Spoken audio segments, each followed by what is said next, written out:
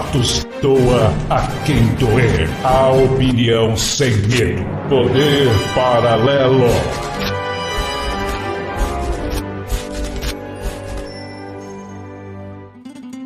Olá, gente. Bem-vindos a mais um programa Poder Paralelo. Hoje é terça-feira, 1º de novembro de 2022 do século 21. Passou o período de eleição, vida que segue, hora de todo mundo focar no futuro, juntar os cacos e recomeçar, pedindo a Deus que nosso futuro seja tão bom quanto as perspectivas que vimos tendo. Isso é que importa. Mas o mais importante é não nos dividirmos. Não podemos dividir ainda mais. Temos que seguir unidos, porque sem união aí a coisa fica mais séria. Do meu lado, Marcinho Bro.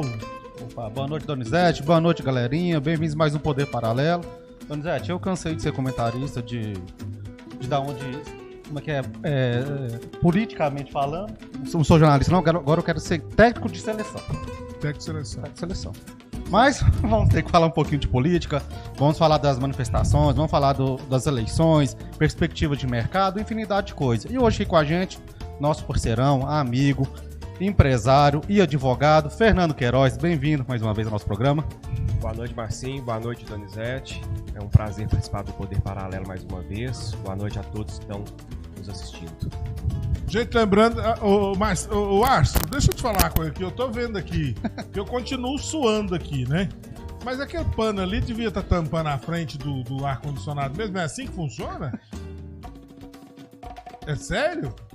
Eu pensava que aquele vento lá tinha que passar direto, porque nós da roça, senão não é muito treinado com esse negócio de ar-condicionado, eu tô pingando aqui. Ué. Mas é porque o ar-condicionado tá com frio, não? Vamos... O Arson vai vir cá. Gente, é o seguinte, nós estamos trazendo o Fernando aqui para nós bater um papo pós-eleição. Já queríamos ter feito isso antes da eleição. O Fernando, que é um empresário, é uma pessoa de visão política muito boa, ele também é advogado, e a gente vai bater um papo descontraído e fazer uma análise aí do nosso jeito ao fim das eleições de presidenciais, certinho? Lembrando a vocês que vocês participam e no final do programa vocês vão concorrer ao sanduíche lá do Estênio Lanches, né? O Estênio Lanches, que fica na Gabriel Pereira, chegando lá em cima, lá na Praça do Cruzeiro, no bairro Nossa Senhora das Graças. Lá no Estênio Lanches tem infinidade de lanches, né? Tem refrigerante, tem um disque que você pode discar também. Qual é o número que liga lá, Marcinho? Lá nosso amigo Estênio Lanches, é o 99815-8386. 99815-8386. Então, no final do programa, você concorre aí ao sanduíche lá do Estênio Lanches e também um refrigerante, tá bom? Daqui a pouquinho nós vamos estar. Fernando, acabou a eleição agora. Vamos que vamos, né, Fernando? Agora, como se diz, para quem vinha com um plano de governo pré-estabelecido, nós estamos assistindo aí que até então o atual presidente não cita nada, né, de como vai ser a equipe econômica. E a pergunta que eu faço para o senhor está apreensivo ou está tranquilo? O senhor acredita na mudança muito brusca? Ou o senhor acha que existe um padrão a ser seguido depois da implantação de um plano de governo que começou a dar certo de alguma forma, né?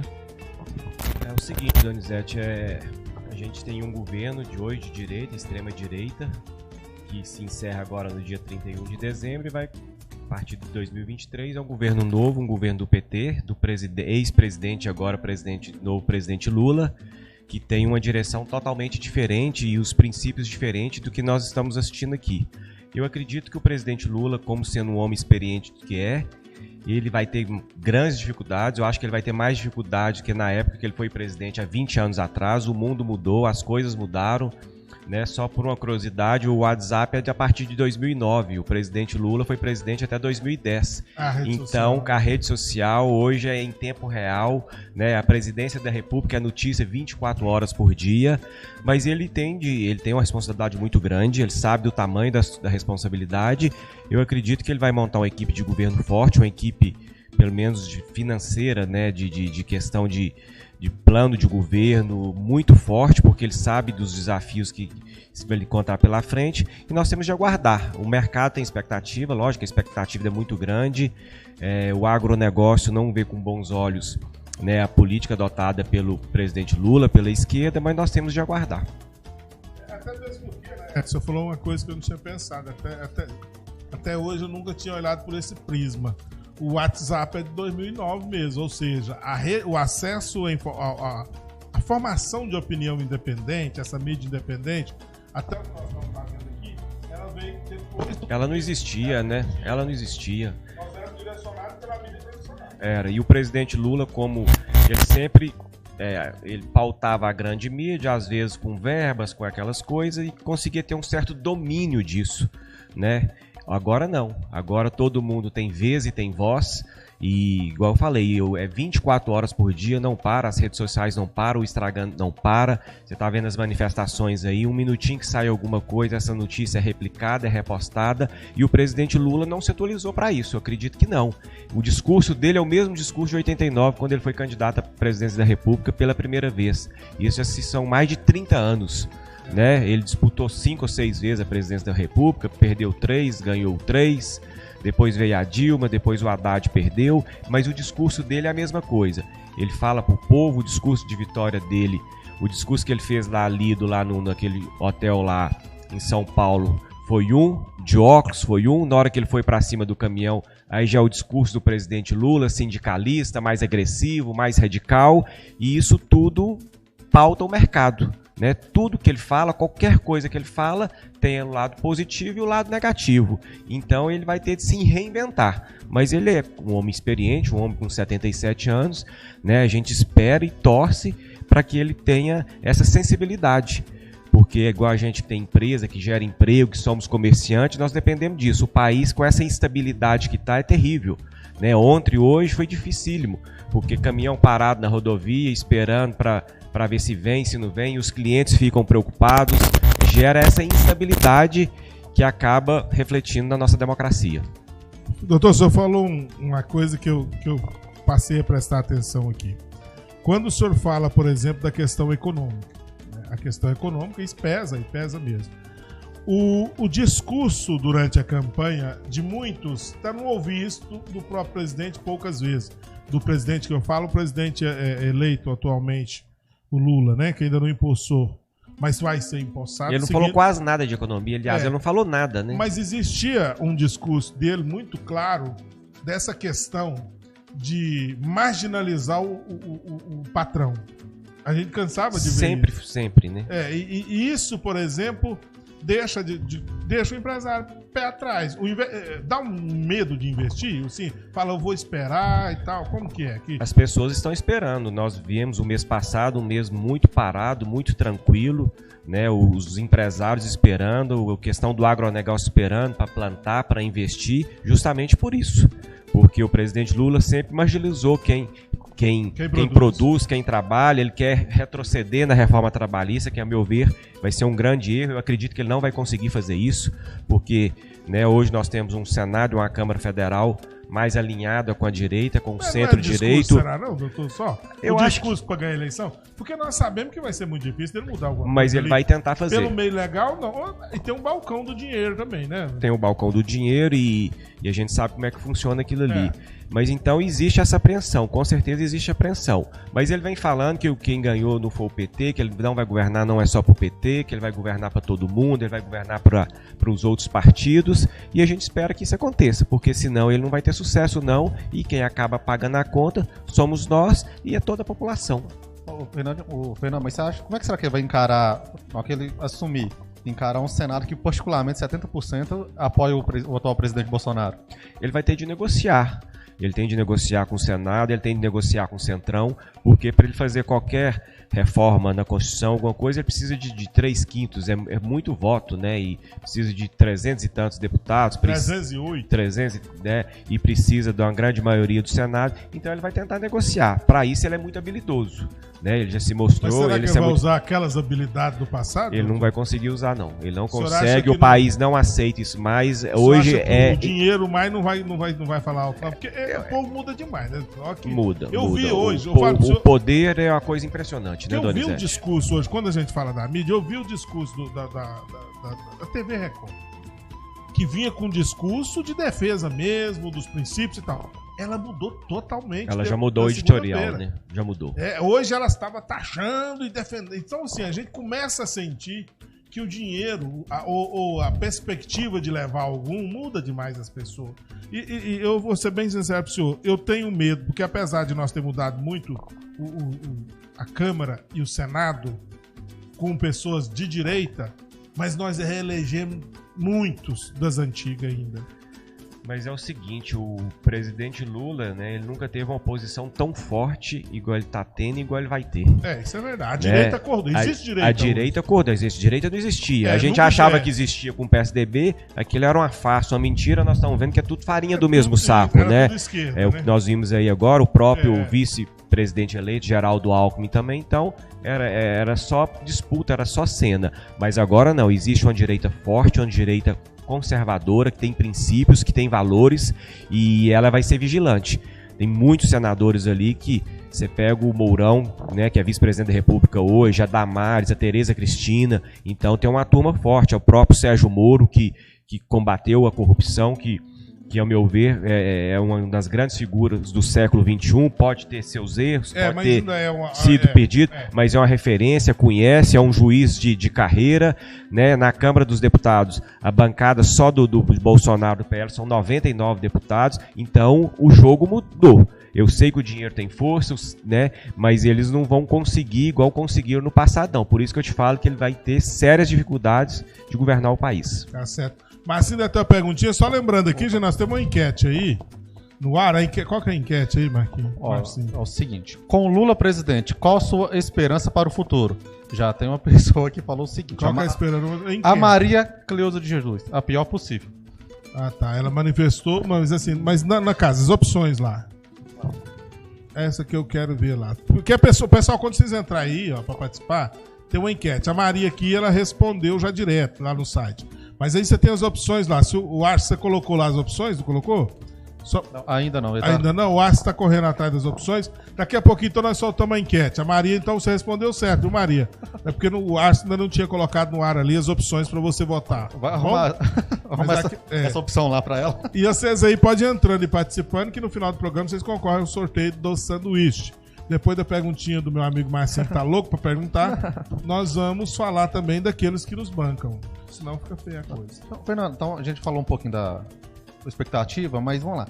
Qual o impacto de imediato essa eleição trouxe até então? A eleição do Lula. O impacto é muito grande. O impacto reflete na questão econômica, reflete na questão social, reflete na questão dos valores, dos princípios.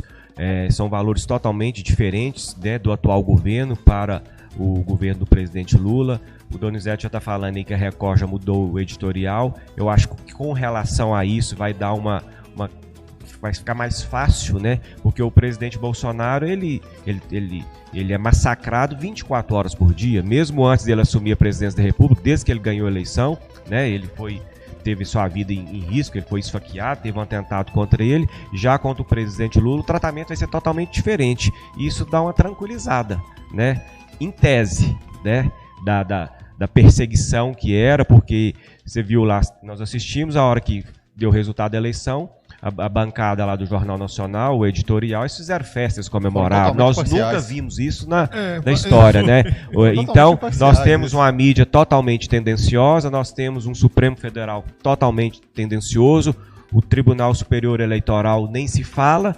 Então, a OAB, com todo respeito. É a OAB que eu participo, não pode, ela... Não, né? Porque eu sou advogado, você não pode falar, não, mas eu posso. Não, mas a OAB, ela perdeu o protagonismo, né? Quando eu falo OAB, eu não tô nem falando da regional. A OAB nacional, que tem... A nacional que ela né, na época do presidente Lula, ela virou um braço do PT, infelizmente é triste a gente falar isso, eu sou advogado, amo a minha profissão, mas ela virou um braço do PT. Exatamente. E como as outras instituições, o PT foi entranhando e foi dominando tudo, né?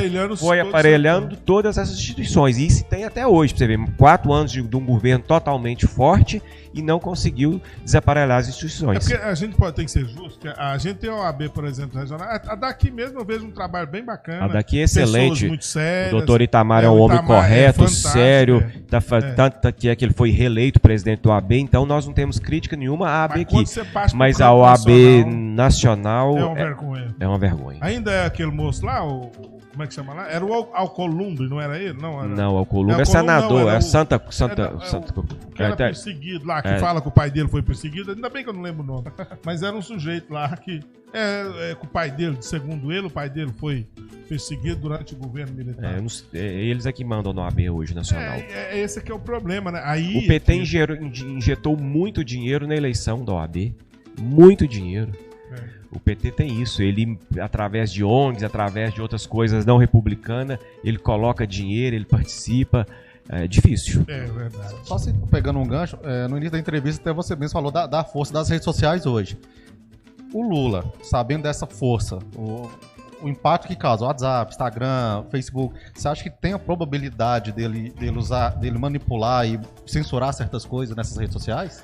Eu acho que tem total. Ele falou que vai controlar a mídia, né? Ele declara que vai controlar a mídia, então tem total. Acho que a maior preocupação para a democracia, o maior risco é esse. Nós estamos vendo aí vários perfis de Instagram sendo banados. Hoje aquela Carla Zambelli, o perfil dela foi excluído do Instagram, apesar dela ter cometido uma bobagem, uma loucura, sábado, né? Tirou o revólver, aquilo não é coisa que se faça, uma deputada federal. Sim. Que teve a votação que ela teve. O que tem a ver com o Instagram dela? Aquilo é um comportamento dela.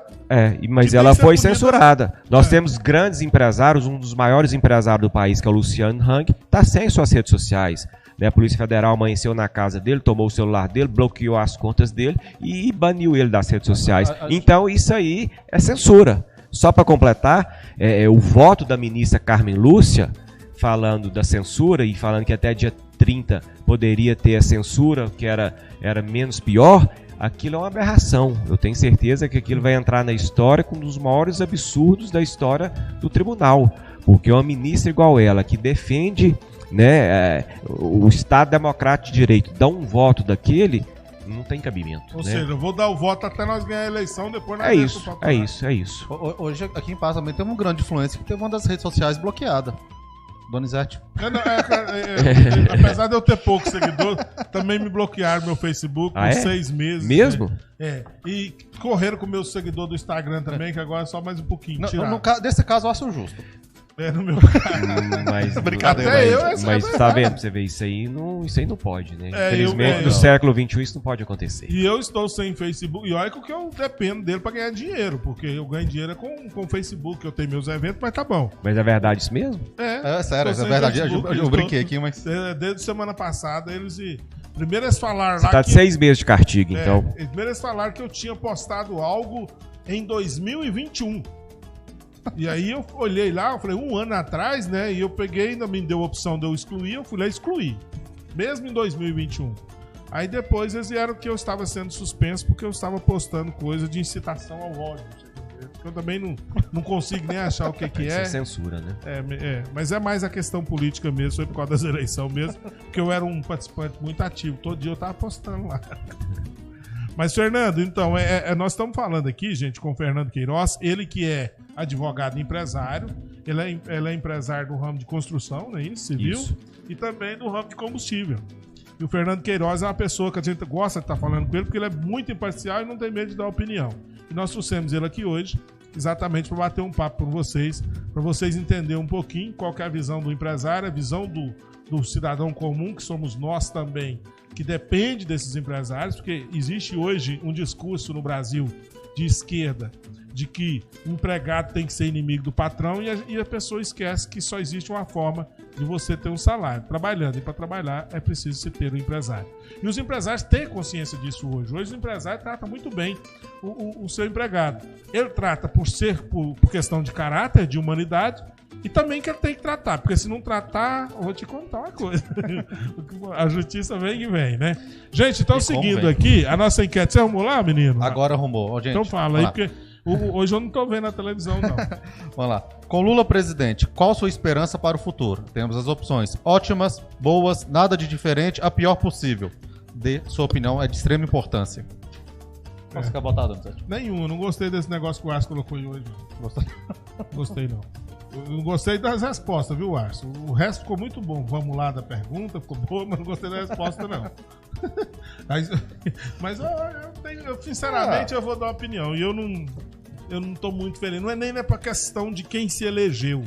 É porque nós descobrimos no Brasil hoje que muita gente apoia o que é errado. E votar no Lula hoje eu vejo como errado, porque na minha visão ele continua sendo um ladrão. Não muda.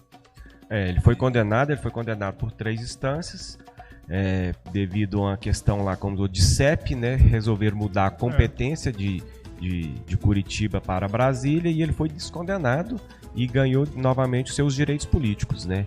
E isso é complicado, mas ele não vai conseguir apagar essa imagem dele não, Donizete, do governo, da corrupção, né? Do mesmo jeito que ele tem um legado positivo quando ele foi presidente da República, que nós temos de reconhecer. Agora, essa da corrupção do governo, dos prejuízos que eles deram ao país, isso ele não consegue apagar. Onde que eu te falo que ele vai ter muita dificuldade de governar, por isso que quando ele venceu, foi a esperança venceu o medo, né? Foi até um slogan muito usado.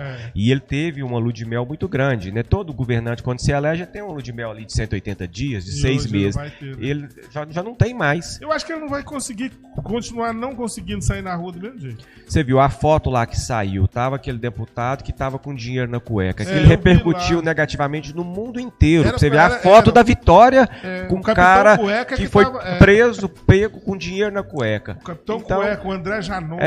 O retrato do governo do Lula vai ser aquilo. No discurso oficial, o Capitão Cueca estava do lado dele mesmo, do lado esquerdo dele. Então, esse é o país, é o preço que a gente paga pela nossa democracia. Agora, ele foi eleito, na minha opinião, ele foi eleito de forma legítima, né? E é isso, nós não tem que contestar. O presidente Bolsonaro hoje falou muito pouco, mas falou o que precisava falar, né? Que vai respeitar a Constituição, que vai ter a transição. E pronto. Depois né? eu quero a opinião do senhor sobre o que ele falou. Eu achei que ele deixou o povo esperando o dia inteiro. Inclusive, eu falei assim: a hora que ele começar o discurso, eu vou ouvir os primeiros 10 minutos, vou tomar banho em 10 e volto. Que eu pensei que ele ia falar muito. Falou 2 minutos, aí, né? Eu tava esperando uns 10 minutos, aí já acabou e foi. Eu até pensei que ele foi, não. Ele não falou nada, não, né? Mas eu acho que ele falou o que precisava de ser falado. Não tem que ficar debatendo não ali. Tem. Ele não tem que falar o que a Globo quer que ele fala, o que a Globo pensa, que a grande mídia pensa, não. Ficar lá só Ele agradeceu os votos. Ele falou que é contra baderna e bagunça, que respeita a manifestação pacífica, que não pode igualar o PT, e falou que vai respeitar a Constituição. E, sendo provocado, ele vai abrir o governo de transição. Então ele falou o que tinha de ser falado. Alissas, depois você vai colocando aí, se você tiver aí. Você tem imagem lá de quem comemorou a vitória do presidente Lula? Isso é na redação da Globo, não é? Isso é uma vergonha. Isso é uma vergonha pro jornalismo. Ali, né?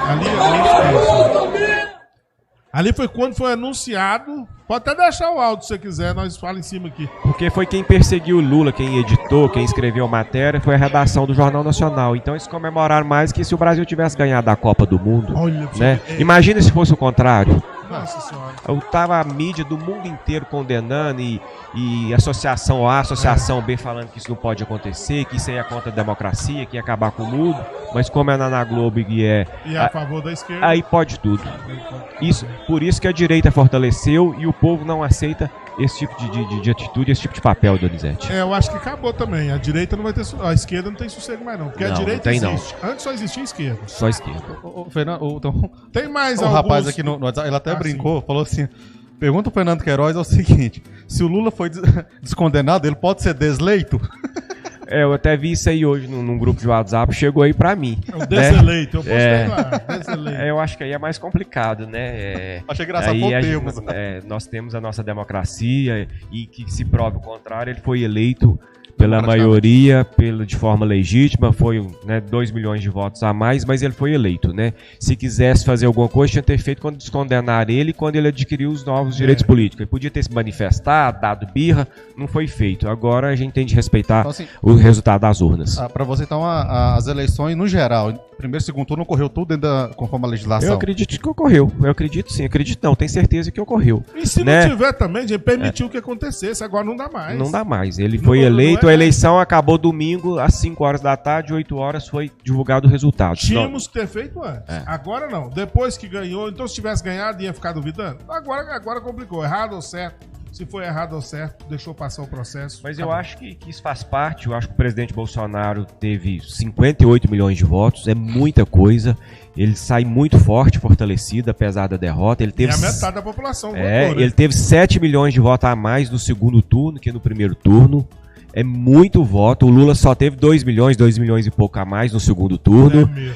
O presidente Bolsonaro, ele é o candidato natural né, daqui 4 anos, em 2026. É o candidato da direita. Ele da direita, ele daqui 2 anos já tem eleição para prefeito e com certeza ele vai ser um cabo eleitoral fortíssimo e vai trabalhar para eleger gente que pensa como ele, e ele vai ter mais os outros 2 anos para planejar, igual o presidente Lula planejou. O Lula fez tudo certinho, nós temos que reconhecer isso. Logo que ele saiu da prisão e que ele teve os direitos políticos estabelecidos, ele foi para a Europa, ele foi ali, visitou o presidente ali, e ele já foi fazendo as alianças, ele fez aliança... Usando, né, do dinheiro que é disposto ao ex-presidente. Mas ele já fez aliança com o Geraldo Alckmin, que no primeiro ponto o PT ficou louco, não aceitou, mas como quem manda lá... Ajudou e isso acabou ajudando, fez ela... Então é o que o presidente Bolsonaro tem de fazer, né? Trabalhar, ele é uma liderança forte e ele, né, eu arrisco a dizer que ele é o favorito para ganhar as eleições daqui 4 anos. O Acho está passando, né? Ali, eu acho que tem mais um povo lá, e aquele povo lá, esse aí também comemorou muito a vitória do Lula. Isso aí o que é isso? Isso é dentro de uma prisão, de uma cadeia, não é? Da penitenciária, né? O senhor, como advogado, é triste ver uma cena dessa. É triste, é lamentável. E aí, isso não poderia acontecer, né? Mas o que vai fazer? Fazer o L. Quando a coisa estiver feita... a hora que tiver feito fazer o L, nós vamos, né? A conta chega, né? Tudo que a gente faz, um dia a conta chega. Vamos ver, né? O que vai acontecer. Esse é Fernando Queiroz, empresário e advogado. Nós estamos batendo um papo com ele aqui, falando um pouquinho do pós-eleição. Fernando, quando o senhor falou do Fazendo L, eu ando acompanhando, a gente tem que ver muito para não destemperar também. Eu vi, inclusive, numa emissora de televisão da nossa região, uns comentários um pouco, sabe, um pouco forte demais. E vi também até numa emissora de rádio, um ouvinte que comentou. Um episódio que aconteceu em Patrocínio, onde uma menina foi violentada logo depois que ela estava vindo da vitória, de comemorar a vitória do Lula. E eu fiquei muito triste de ouvir um apresentador de um veículo de comunicação falar assim: tá vendo? Ó, bem feito. Ó. Não é de televisão. Esse não era de televisão, não. Se não vai associar alguém que é da televisão, já não é. Da emissora de rádio. Tá vendo? Ó, bem feito. Ó. Foi no lugar que não presta, agora faz o L. Então a gente tem que ter muito cuidado com isso, porque eu acho que a gente nunca, em nenhuma situação, pode se permitir uma violência de qualquer forma, mas principalmente uma violência que é contra uma violência de estupro. Ela é nojenta em qualquer situação. É o pior crime que pode ter, né? A não ser crime contra a vida, o estupro é nojento. É nojento, é inaceitável. E eu acho que nós temos de respeitar. Quem votou no Lula tem de respeitar. Né? Isso. Pra não virar, começar a ver inimigo das pessoas. Todo mundo tem direito, a democracia é isso. Quem votou no Lula tem de respeitar. Você não precisa de bloquear, de deixar de seguir. Perfeito. Eu não tenho isso comigo, não. Eu respeito. Tem pessoas que a gente convive, que votaram no Lula, tem o respeito, faz parte. Do mesmo jeito, quem votou no Bolsonaro tem de haver o respeito. Porque a hora que passa a não ter o respeito, que isso aí não dá. O ódio, esse nós contra eles está muito forte. Isso agora a gente tem de acalmar, as pessoas têm de pensar, as pessoas têm de ter consciência, todo mundo tem suas famílias, tem seus filhos, e isso não pode acontecer. E a sabedoria, né, tem que ser usada para educar, né? E não para humilhar ou para punir. Acho que a sabedoria ela tem que ser usada dessa forma. E outra coisa que eu tô vendo também, que eu tô muito preocupado, assim, que eu inclusive até quero mandar um abraço pro Souza, o Ceará. O Souza, por exemplo, é bolsonarista. E eu vi uma pessoa também falando da mesma forma, no rádio também. Agora quando nós vemos esse povo aí do Ceará vendendo panela, vendendo rede, nós vamos botar isso pra correr da nossa cidade, não comprar mais nada deles. Então tem umas coisas que a gente não pode pensar dessa forma, né? Porque não pode ser radicalização. Tá circulando uma lista aí na cidade, até você comentou comigo aqui agora, de supostamente algumas pessoas que votaram no PT para não ir lá e não consumir. Isso não tem o menor cabimento. Aí coloca o nome da pessoa, às vezes desgasta a imagem da pessoa, a gente nem sabe se é verdade ou não, né? Então, esse tipo de coisa que... Mas é do calor, é da política, é o momento, é a emoção. Aí, gente, eu não tive acesso, não. Essa lista não chegou pra mim, não. Tá, ainda bem que não chegou, não quero nem que chegue também, não. Mas pra você ver... Eu tô em dúvida se eu vou passar pra frente. Ah, é? Não, deixa quieto, passa não. É verdade. Então, esse radicalismo, gente, ele não pode ter. Porque quando a gente cobra e do outro lado, que a gente acha também que às vezes radicaliza, e é radical mesmo a esquerda, a gente não pode radicalizar. Por isso que hoje o discurso do presidente foi bem claro, que qualquer manifestação é válida, desde que não viole os princípios do direito e que não haja da mesma forma que o MST age. Isso foi primordial. Porque o que mais condenamos é isso. Né? É isso, porque o MST vai, invade, destrói propriedades, né? Eu estava vendo no rádio agora que o SMT foi convocado para tentar tirar essas barreiras, essas coisas. Imagina só. Boulos, ninguém não aguenta tá, mais. Imagina se o MST for voltar a fazer o que eles fizeram no passado. Então nós não podemos retroceder esse ponto. Houve um comentário de que o Boulos lá, que eu não sei também como é que o homem daquele tem aquele tanto de voto, tinha convocado o pessoal do MST. É tanto o MS lá que eles inventam. Eu sei que é do sem teto da cidade de São Paulo, para ir lá retirar as barreiras. Você imagina a carnificina que uma coisa dessa ia virar. Então essa guerra, gente, nós não podemos ter. Essa nossa guerra é com o governo, nem uma guerra. É uma cobrança com o governo para que dê condição de vida melhor, não só para o empresário, como para todos. Né? E para com essa história de minoria. Ninguém é minoria. Vamos parar de separar as classes aí, que só traz problema pra gente. Tá na hora do comercialzinho, ô Arson? Se tiver, você pode colocar. Lembrando a vocês podem participar do programa. No final concorre ao sanduíche. E também tem a nossa enquete lá que o Arson colocou, que ele deve estar com raiva, que eu falei que eu não gostei das respostas. Não muda também não, Arson. Deixa aí.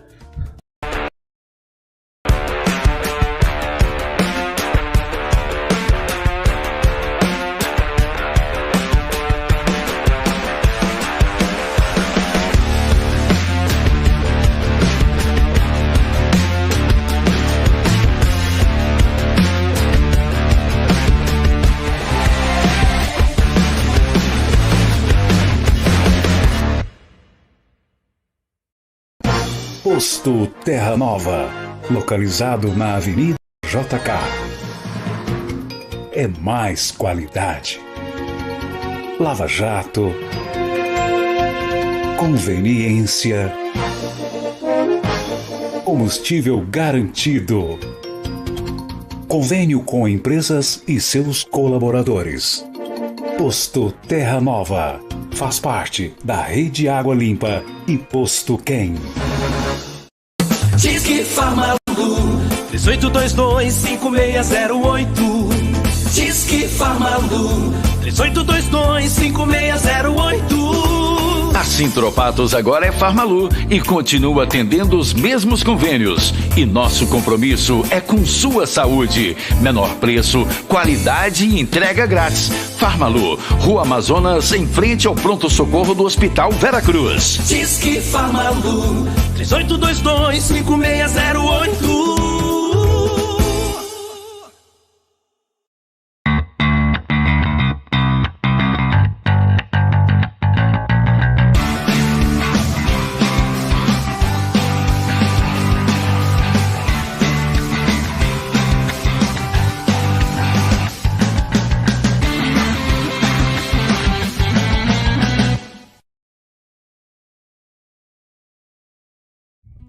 Voltamos? Muito bem. Estamos de volta aqui com o nosso Poder Paralelo dessa noite de terça-feira, 1 de